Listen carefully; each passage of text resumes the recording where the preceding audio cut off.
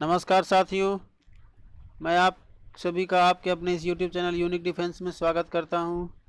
दोस्तों, वीडियो में आप लोग अंत तक बने रहिएगा क्योंकि इसमें हम लोग मैथमेटिक्स से रिलेटेड वेरी इंपॉर्टेंट क्वेश्चंस के ऊपर डिस्कशन करने वाले हैं, जो कि navy, air force, NDA in examinations के रिगार्डिंग होगा। ठीक है फ्रेंड, तो आइए शुरू करते हैं। आज का हमारा पहला प्रश्न है, यदि f such that R arrow mark R f x equals to x cube plus 3 द्वारा परिभाषित है, तब एफ इनवर्स एक्स बराबर है। वेरी सिंपल, क्या पूछा है हमें? एफ इनवर्स एक्स, तो पहले इसका इन्वर्स निकाल लेते हैं। तो देखिए फ्रेंड, वाई, देखिए y equals to f x होता है और यहाँ एफ एक्स इक्वल्स टू क्या दिया है? X cube plus 3। तो वाई इक्वल्स टू हम एक्स क्यू प्लस 3 लिख सकते हैं। ठीक है, और इस एक्स क्यूब, और देखिए यहाँ प्लस 3 है, इसको अगर इस तरफ लाएंगे तो -3 हो जाएगा। तो y -3 equals to x cube. तो यहाँ से x हमें क्या मिलेगा? x मिलेगा y -3 whole to the power 1/3, क्योंकि यहाँ पे पावर 3 था, उधर जाएगा पावर, तो क्या हो जाएगा 1/3 हो जाएगा। तो x equal to y -3 whole to the power 1/3 मिला। ठीक है, अब देखिए, अब क्या है ये y इक्वल्स टू, अब आप लोग यहाँ आ जाइए इस इक्वेशन में, y equals to f x में। तो y equals to f x जो है, तो इस यहाँ से हम x equals to f inverse y लिख सकते हैं। ठीक है, अगर f x equals to y है तो x equals to f inverse y हो जाएगा। और x इक्वल्स टू क्या था? x इक्वल टू यहाँ पे y -3 whole to the power 1/3 था। तो हम यहाँ f inverse y equals to y -3 whole to the power 1/3 लिख सकते हैं, क्योंकि x यहाँ भी x यहाँ भी, जब ये दोनों इक्वल होगा तो ये दोनों भी इक्वल है। ठीक है, तो एफ इनवर्स y क्या हो जाएगा? F inverse y equals to y -3 whole to the power 1/3। अब हमें क्या पूछा है? एफ इनवर्स x, तो जहाँ y है वहाँ x पुट कर देते हैं। तो f inverse x equals to x -3 whole to the power 1/3। अब देख लीजिए कौन सा ऑप्शन ये दे रहा है। तो ऑप्शन नंबर सी देखिए, x -3 whole to the power 1/3, then option C is the right answer. ठीक है, नेक्स्ट क्वेश्चन देखते हैं क्या है। वृत्त x square plus y square minus 8x plus 4y plus 4 equals to 0 स्पर्श करता है। मतलब बताना है कि ये जो वृत्त का जो इक्वेशन दिया गया है, ये सर्कल का इक्वेशन जो गिवन है, ये किस एक्सिस को स्पर्श करता है? एक्स एक्स को, वाई एक्स को, दोनों को, या फिर दोनों में से कोई नहीं? तो आइए देखते हैं। इस तरह का क्वेश्चन फ्रेंड कभी भी आ जाए तो सबसे पहले आपको सर्कल के सेंटर का कोऑर्डिनेट निकाल लेना है। तो सर्कल के सेंटर का कोऑर्डिनेट क्या हो जाएगा? यहाँ से अगर हम फॉर्मूले से इसे सॉल्व करें तो सर्कल का कोऑर्डिनेट क्या होता है? -g, -f। और देखिए g क्या होता है? Coefficient of x by 2। तो कोफिशिएंट ऑफ x कितना है? यहाँ -8 है, और -8/2 करेंगे तो क्या आएगा? -4। तो माइनस ऑफ -4, क्योंकि यहाँ -g है और यहाँ -4 है, तो माइनस और माइनस हो जाएगा प्लस, तो यहाँ आ गया 4। और देखिए एफ यानी कि coefficient of y divided by 2। तो कोफिशिएंट ऑफ y में अगर हम 2 से डिवाइड करेंगे तो 4/2, ये आ गया 2, यहाँ हो जाएगा -2। तो सर्कल का कोऑर्डिनेट क्या आया? 4, -2। अब इसका रेडियस निकाल लेना है सर्कल का। गिवन सर्कल का रेडियस निकालते हैं तो क्या होता है? एफ स्क्वायर प्लस जी स्क्वायर माइनस सी, जो कि ये कोफिशिएंट होता है हमारा। एफ स्क्वायर यानी 2 का स्क्वायर 4, जी स्क्वायर यानी कि 4 का स्क्वायर 16, -4 हो जाएगा। अब -4, ये +4 कैंसिल, और रूट अंडर 16 आया, रूट 16 यानी कि 4। ठीक है, तो हमारा सेंटर का कोऑर्डिनेट क्या निकला? 4, -2, और उसका रेडियस क्या आया? 4। अब अगर हम इसे, अगर हम कोऑर्डिनेट एक्सिस में अगर हम इसे ड्रॉ करेंगे तो क्या बनेगा? 4, -2, तो यहाँ आ सकता है 4, -2। अब रेडियस क्या बोला है? रेडियस 4 है, तो रेडियस हमें 4 लेना है। तो रेडियस के साथ 4 अगर हम लेते हैं तो ये, तो इसका क्या हो जाएगा? तो ये इस तरह से सर्कल बनेगा फ्रेंड। देखिए ये मतलब एक्स एक्सिस को पूरा पार कर जाएगा। यहाँ मैं फिर से कर दे रहा हूँ। मेरा फ्रेंड कोशिश यही रहता है कि आपको पूरे अच्छे ढंग से मैं समझा पाऊँ। देखिए 4 माइनस कहाँ गया, ये रहा 4 - 2, जहाँ 4 है एक्स का कोऑर्डिनेट और -2 है वाई का। तो 4 - 2 है, तो यहाँ तक, यहाँ 4 चला, यहाँ -2। तो फ्रेंड अगर हम इसे यहाँ अगर हम ड्रॉ करेंगे तो क्या होगा, ये इस तरह से ड्रॉ होगा 4 - 2। उतना अच्छा से ड्रॉ नहीं कर पा रहा हूँ यार, फ़ोन की स्क्रीन है, आप लोग भी थोड़ा समझो प्लीज़, कोऑपरेट। तो ये आएगा अब देखिए ये आया सर्कल का सर्कल, ये जब हमने यहाँ पे इस कोऑर्डिनेट एक्सेस में जब ड्रॉ किया, तो आप लोग यहाँ देख सकते हैं ये किस एक्सिस को टच कर रहा है, वाई एक्सिस को टच करेगा। देखिए वाई एक्सिस को टच कर रहा है ना, हमने जब इस सर्कल को ड्रॉ किया तो वाई एक्सिस को टच कर रहा है, और हमें यही पूछा गया था किस एक्सिस को स्पर्श करेगा, यानी किस एक्सिस को टच करेगा। तो ये वाई एक्सिस को टच कर रहा है।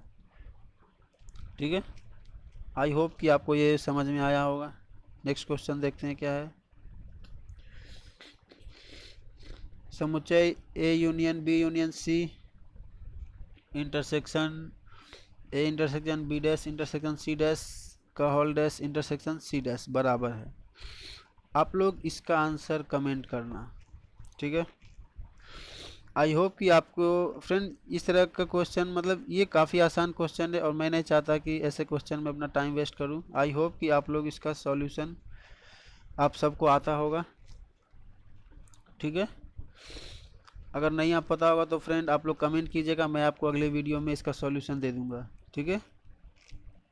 और आप लोग इसका आंसर मुझे बताना कमेंट करके। नेक्स्ट क्वेश्चन देखते हैं क्या है। यदि a equals to x s that x 4 का गुणक है तथा b equals to x s that x 6 का गुणक है, तब a इंटरसेक्शन b में होंगे। तो जो ये बोला है वही यहाँ पे इसे विस्तार से लिख देते हैं। तो क्या बोला है, a जो है 4 का गुणक है, 4 का गुणक यानी कि 4 8 12 16 20 24, इसी सीरीज में चलते जाएगा आगे पूरा इन्फिनिटी तक, 4 का गुणक बोला है। अब b यानी b क्या दिया, b दिया गया 6 का गुणक है।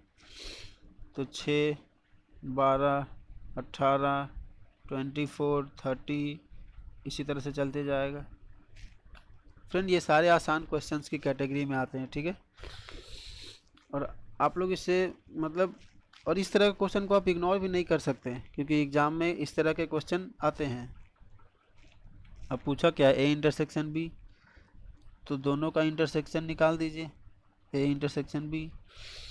तो इंटरसेक्शन यानी कि दोनों में हो, दोनों में यहाँ देखिए 12 है, यहाँ भी 12 है, और क्या है यहाँ भी 24 है और यहाँ भी 24, यानी कि 12 मिल रहा है, 24 मिला, और इसी सीरीज़ में आगे चलते जाएगा तो 36 भी मिल जाएगा, और ऐसे ही चलते जाएगा, ठीक है।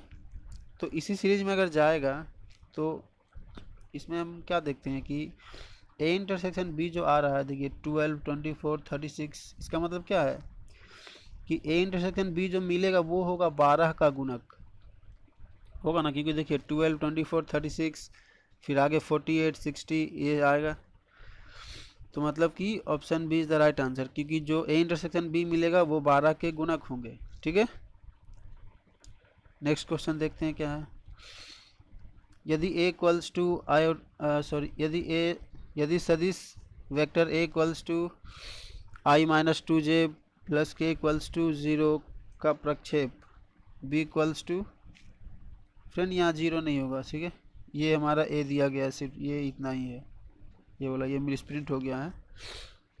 तो vector a equals to i-2j plus k और vector b equals to 4i-4j plus 7k दिया गया। तो पूछा है कि मतलब ये वेक्टर a का प्रक्षेप सदिश वेक्टर b पर है, मतलब वेक्टर b पर कितना है वही पूछा गया है। तो देखते हैं, तो सिंपली इससे ए डॉट बी निकाल लेना है, पहले ए डॉट बी निकाल देना है फ्रेंड। और जिस पर बोले ना, मतलब कि अगर यहाँ बोला है वेक्टर बी पर, तो जिस पर बोले उसका मॉडुलस नीचे निकाल देना है, वेक्टर बी, बस हो गया, वेरी सिंपल।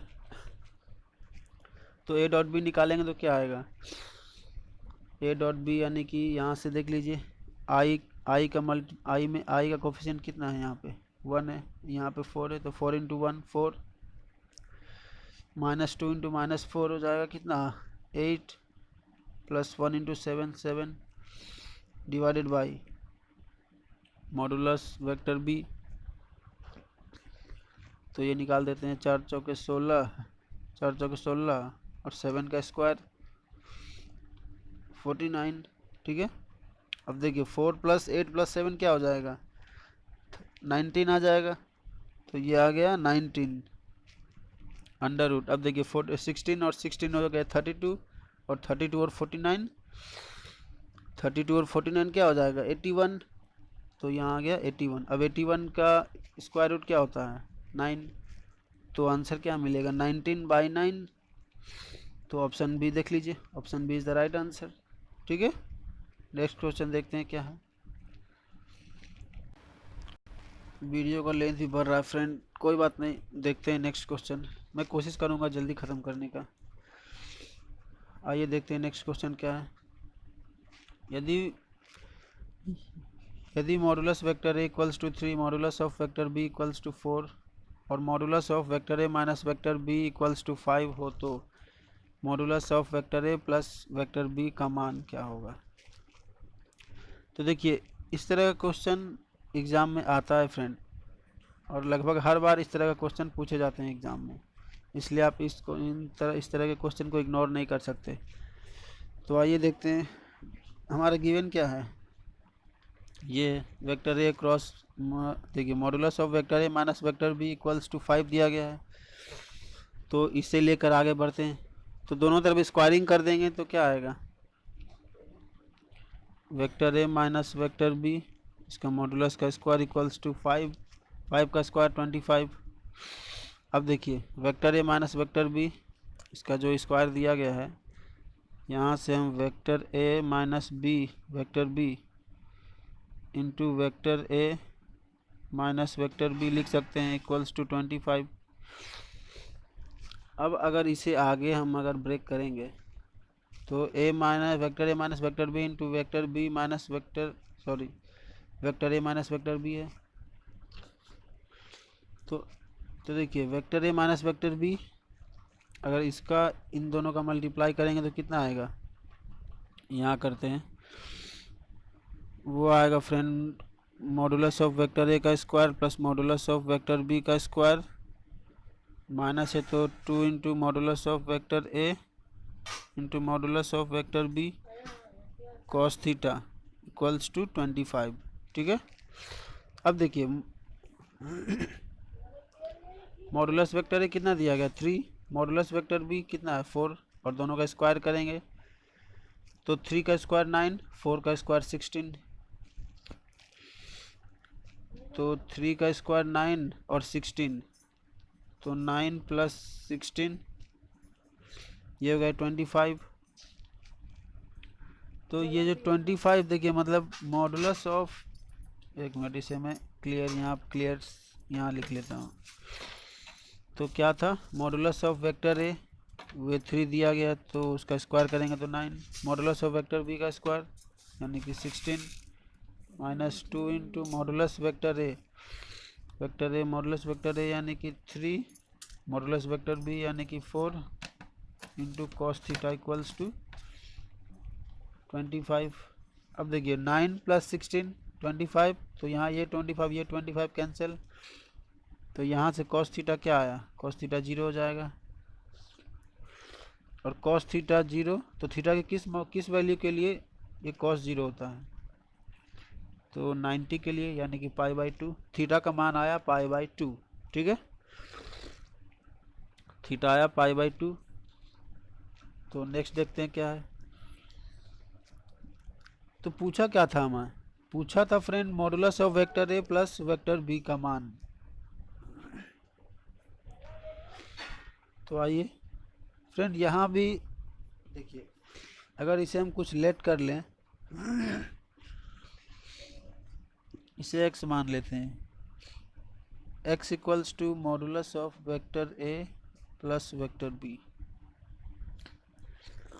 अब दोनों तरफ स्क्वायर कर देते हैं, तो x square equals to modulus of vector A plus vector B का स्क्वायर। अब इसे अगर हम आगे मतलब पहले हमने जो मतलब modulus of vector A minus vector B जिस तरह से ब्रेक किया था उसी तरह से इसे ब्रेक करेंगे, तो क्या आएगा, modulus of vector A plus modulus of vector B, यहाँ स्क्वायर भी कर देना है, प्लस यहाँ प्लस वाला है तो plus 2 into modulus vector A into modulus vector B into यहाँ भी, यहाँ क्या हो जाएगा, कॉस थीटा। ठीक है, कॉस थीटा होगा क्योंकि यहाँ पे वो डॉट वाला आता। अब देखिए मॉडुलस वेक्टर ए वो कितना दिया गया है, 3 गिवन है, तो 3 इंटू मतलब 3 का स्क्वायर करेंगे तो 9, प्लस मॉडुलस बी का स्क्वायर यानी 4 का स्क्वायर, तो उसे हो जाएगा 16। अब देखिए कॉस थीटा क्या निकला था वहाँ से, मतलब थीटा की वैल्यू 90 मिली थी और कॉस 90 तो 0 होता ही है, जो कि डायरेक्टली हमें वहाँ से भी फाइंड हुआ था, कॉस थीटा इक्वल्स टू 0। तो ये पूरा 0 हो जाएगा, ये पूरा 0 हो जाएगा। अब 19, अब क्या बचा, 9 प्लस 16, और 9 प्लस 16 क्या होता है 25। तो एक्स स्क्वायर क्या मिला, x square equals to 25, which means x equals to 5। और यही ना हमें एक्स पूछा, और हमने एक्स को क्या माना था, एक्स को माना था modulus of vector A plus vector B, तो यही एक्स आ गया। ठीक है, नेक्स्ट क्वेश्चन देखते हैं क्या है। बिंदु 2,4,2 से बिंदु 6,1,12 तक विस्थापन सदिश का परिमाण है। विस्थापन सदिश पूछा गया है तो सिंपल दोनों के बीच का डिस्टेंस निकाल देते हैं। तो distance x1 y1 z1 x2 y2 z2 given है, तो डिस्टेंस फॉर्मूला में पुट कर देते हैं। तो 2 माइनस 6 का स्क्वायर, 2 माइनस 6 हो जाएगा -4, -4 का स्क्वायर क्या होता है 16, 4 माइनस 1 3, और 3 का स्क्वायर करेंगे तो 9, प्लस 2 माइनस 12, और 2 माइनस 12 यानी कि 10, 10 का स्क्वायर 100, और इन तीनों का सम यहाँ लिख देना है। 16 प्लस 9 प्लस 100 क्या आ जाएगा 125, और 125 स्क्वायर रूट क्या हो जाएगा 5√5। ठीक है, 5√5, then option A is the right answer. ठीक है फ्रेंड, तो फ्रेंड उम्मीद करते हैं कि आपको वीडियो पसंद आया होगा, और आपने यदि वीडियो से कुछ भी सीखा हो तो प्लीज़ हमारे वीडियोस को लाइक कीजिए, अपने दोस्तों में शेयर कीजिए, और यदि आप हमारे चैनल पर नए हैं तो प्लीज़ हमारे चैनल को सब्सक्राइब भी कीजिए, ताकि हमारे आने वाले वीडियोस के नोटिफिकेशन आप तक पहुंच जाएं और आप उन वीडियोस से कुछ सीख सकें। ठीक है फ्रेंड, तो मिलते हैं अगले वीडियो में।